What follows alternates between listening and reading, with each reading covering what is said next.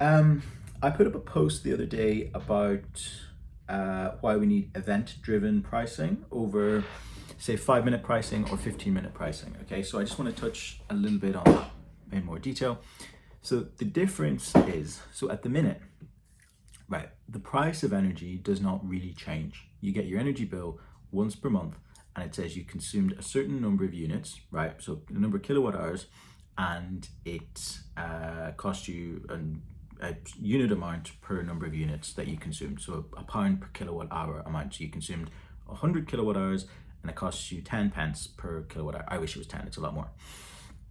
And that doesn't really change, right? So what's being considered in order to improve the integration of renewables, so renewables being wind and solar, the difference with renewables is that you can't ask the wind, even though it's a windy day today, if you can see out my window, windy day today, beautiful Donegal. The difference with wind and solar is that you can't ask the wind to blow more when it's not windy, and you can't ask the sun to shine when it's not sunny. Whereas when we were using fossil fuels for fuel, like coal, oil, and gas, we could just burn more, and that would give us more electricity. So what's being considered to enable or to encourage people to consume more at times when it's windy or times when it's sunny is to change the price, okay? To change the price at different times of day. So there's two different sets of tariffs, really. So there's what's called static time of use tariffs. So that's where the price changes by a certain amount at fixed times of the day. So you might say it's always sunny in the daytime. So you might have a lower price in the daytime than you do at nighttime to encourage people to consume in the day. Another thing that you might consider, because it's not just a matter of when the supply is available, it's actually a matter of the product of the supply and the demand. So if it actually depends on what everyone else is doing in the network as well to determine what the price should be. So that's why you might have the opposite as well, where you could have a low price at nighttime because there's lower gross or aggregate demand at nighttime, meaning the price should be lower. So basically, this is where you have different prices during the day, and then the way that would feed into your energy bill is you would have two different line amounts. You'd have a day rate and a night rate. That's a static time of use. Then you have dynamic time of use tariffs. So that's where it changes a lot more rapidly. Okay, so it doesn't just change in 2 bands or 3 bands at the fixed times per day. Dynamic time of use is where it changes. It could change every 30 minutes, change every 5 minutes. So basically, the post I was putting up the other day. So those dynamic time of use tariffs, they're still changing based on the clock. So they're saying the energy price at midnight is this, the energy price at a quarter past midnight is this, the energy price at half past midnight is this, the energy price at a quarter to 1 in the morning is this. So it's at every fixed period. So you can change every 5 minutes, change every 15 minutes, right? And the way that those prices change, what they're talking about doing is passing through costs between, so when you sign up with your energy supplier, that is the retail energy market. So the retail, like you go shopping, you go to the shop, you purchase from a retailer, but the supermarket, they purchase from a wholesaler. So a wholesaler is where the retailer purchased the goods that you then purchase from them on, so they purchase so that they can then sell to you. They purchase from the wholesaler so they can then sell it to you as your retailer. So it's the same thing in energy. There's a wholesale market and a retail market. So in the wholesale market, the way the supplier is charged for energy they purchase to then sell to you is actually different. It's on a different basis. They're exposed to varying prices compared to just even at the minute when you're charged a fixed cost per unit on your bill, they're actually exposed to varying prices in the wholesale market. So the idea is that for various reasons that I'm not going to talk about now, but I'll have to do a whole different video about marginal pricing and where this actually comes from, is that due to renewables, the way those prices are determined in the wholesale market is changing. It's not changing, it's exposed to more volatility due to renewables. So as I said, I'll talk about that at a different point. And that is causing some problems, right? So what they want to do is to pass through those costs more directly to you in the retail market, so that you can align your consumption with when it's windy or sunny, and also to protect the suppliers so they're not exposed to this price volatility in the wholesale market. Okay, so basically I've done a little introduction of time of use tariffs. So what they're thinking about doing is taking it from the case where it's a fixed cost per month, or it could even be per year, where you pay a fixed rate per unit. That's what's typically on energy bills right now, and they're considering changing that so that you have different prices at different times of the day, and that's a lot to do with why you have smart meters and stuff, so that the price can be passed through, and you can see on your little in-home display, this is the cost of energy right now, so you can adapt your behavior, and you can have smart appliances which automate the process. So you can say, when the energy price drops to X, smart appliance should turn on, your electric vehicle should charge. So what I'm saying, or the post I put up the other day, is that is not the approach that we should be taking. So what I'm talking about instead of 5-minute or 15-minute pricing, is event-driven pricing. Okay, so in the way that the price of energy is determined, actually, they do a global optimization problem. They solve a global optimization problem where they line up the costs of all the different generators, and then the suppliers purchase. So this is how the wholesale market works. I thought I wouldn't have to explain this, but evidently I do. Well, I have to give a little bit of an explainer anyway. So they line up their bids, so all the supply bids and all the purchase bids, and typically it's not a bilateral trade, so it's not just one supplier purchasing from another generator. Typically it's an optimization problem that's solved, so all the supply bids are lined up, all the demand bids are lined up, and there's one single price that comes out. Right, so, and they solve that optimization problem every whatever corresponds to how frequently the price is changing. So the price, it comes out as the what's called the economically efficient or Pareto optimal point, where theoretically, under this theory, the social welfare is maximized to society.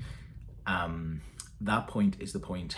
So if you line up all the supplier bids and you line up all the demand bids, and with a point where they meet, so the supplier, basically what a supplier says, I'm willing to purchase X kilowatt hours of energy for a certain price, and a generator says, I'm willing to sell a certain amount of energy for a certain price. And if you line up all the bids, there comes a point where the two curves cross, like the economics, blah blah, and at that point, that's the price of energy. Okay, so what they're saying is they're going to solve this problem more frequently, so that rather than solving it every 30 minutes in the wholesale market like they do at the minute, even though in the retail market you're not exposed to that price, but your supplier is exposed to the price, what they're saying is they're going to solve it much more rapidly. So they're going to solve it every 15 minutes, they're going to solve it every 5 minutes, they're going to solve it every 1 minute, right?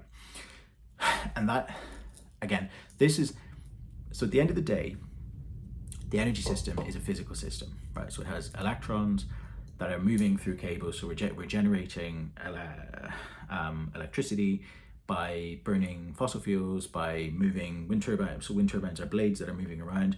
Solar panels are converting light into electricity via a chemical process, and all these things are happening, right? And that economic equation, it doesn't take into account much of the physics, really. So basically, as well as not taking into account the physics, it doesn't take into account local changes that can happen. So we've changed the system dramatically. So we no longer have a system where we have a small number of large things that are generating power. We now have a large number of small things that are generating power. So we used to have 30 different power stations that were just providing power as and when we needed it, and we just burned more when we wanted more stuff. When we wanted more electricity, we could just burn more coal, oil, gas. So we don't have that anymore. We have a distributed system where we have possibly millions of things which can both generate. So we have solar panels on our roofs in our houses. We have millions of them throughout the UK already. So it's gone from being a one-way system where power is consumed to being a two-way system where power is going in both directions. And we're still solving that economic equation as if the system hasn't changed at all. right? So what I'm saying is we now have a much larger range of cases that we need to consider in how we think about the physics of the system, right? So you can have solar panels that are pushing power into the grid at different locations, which can cause. So what you want to do at that point is rather than include that, that solar isn't really included in solving this equation at all. At the minute, it's just kind of assumed not to exist, and it's sort of the household's problem to sort of resolve it. Whereas what you actually want to do is you actually want to send a local signal at that point that encourages people within that area to consume that solar, because it's solar that's being pushed into a local network. So you want to send a locational signal specifically to those people, so that if you what you want to do, right? So this is what event-driven pricing is, rather than this 5-minute or 15-minute pricing that doesn't take into account all of the physics. What you want to do is event-driven pricing, where something happens locally, some event. It could be solar is being generated. It could be that people are charged. There's a lot of electric vehicles that are being charged at the same time on the same street. And what you want to do is to detect those events and then use the pricing as a signal to encourage specific behaviors to happen at those points in time and space. Okay, so if you have a constraint with electric vehicles charging on the same street, what you want to do is to encourage other people not to consume energy at those times. So you want to put the price up, right? So you're not doing it because a certain amount of time has passed, which is what the 5-minute, 15-minute pricing is. So you're doing something because time is passing. It's another 5 minutes, 5 minutes, 5 minutes, 5 minutes. What you want to do is detect an event. So something has happened.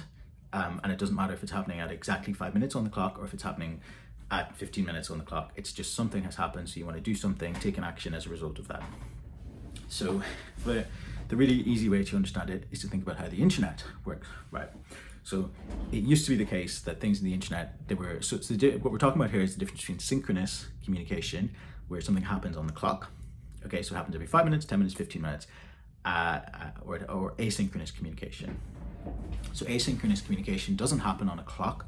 It doesn't happen because a certain amount of time has passed. It happens because an event has happened. So if you think about the internet, right? Do you remember that it used to be the case that you'd have to refresh the page to see updated comments that have come in on things? That's because of communication in terms of how platforms work. It used to be the case that there would be some delay with showing a comment. So you could post a comment, but it wouldn't appear for the other person until some time had passed. And that's because it was checking based on the clock. So it was checking every 30 seconds, it was checking every 45 seconds, and you could take that to its limit, which is what power systems are trying to do. They're saying, okay, if we make it really, really fast, if we check every 5 minutes, every 15 minutes, but that's just using a lot of compute. So it's not necessarily an optimal strategy. But if you remember, there used to be those delays with comments appearing. That is what a synchronous communication system does, whereas an asynchronous communication system means that a comment will just appear as soon as it's posted, because what it's doing is it's detecting an event. So it's detecting that a new comment has appeared, or a new comment has been posted, so it's updating a page. It's taking an action on the back of another action being taken, right? So what I'm saying we do in power system in the energy market is actually what's revolutionized. So it's like serverless computing as well. So Lambda functions, all of this stuff in software. So I'm not saying anything that's dramatically wrong or different. I'm just saying that the way that other industries have been revolutionized, like Airbnb, Uber, social media, the strategies they've taken to really disrupt other sectors can also be applied in energy, right? So I've just tried to give a little introduction. It's been the first video I've made for a little while, and I'm in a different location. Yeah, that's the main thing I wanted to get across. So the key lesson here, right?